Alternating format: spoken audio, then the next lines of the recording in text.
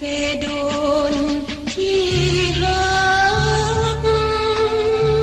ข้าจำใจจากเจ้ามาด้วยกรรมจากพี่จากน้องและเรือนนอนจากถิ่นดินดอนที่เคยทำดวงใจสุดซ้ำโศกสันคงเสดนเจ้าเอ๋ยเจ้าเคยให้สุขทุกคืนและวันต้องจากภาคนี้ห่างมาไกลให้สุขอะไรเหลือลำพันดวงใจโศกสันคำหาลมเอ่ยเจ้าพาโทรไปทุกที่หวานโหกว่าชีข้าไปที่นาไปบอกญาติมิตรที่ดอนมารดาว่าข้าภาวนา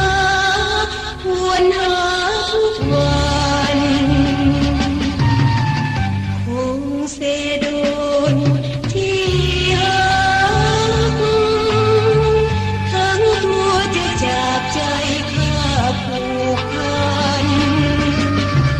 บ่ลืมถิ่นฐานคงเส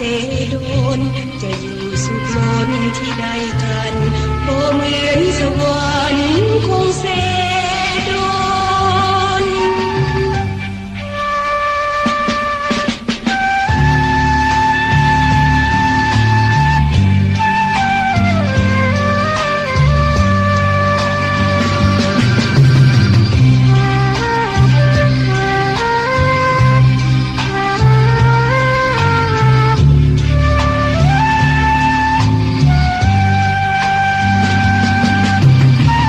ลมเอ่ยเจ้าพาโทรไปทุกที่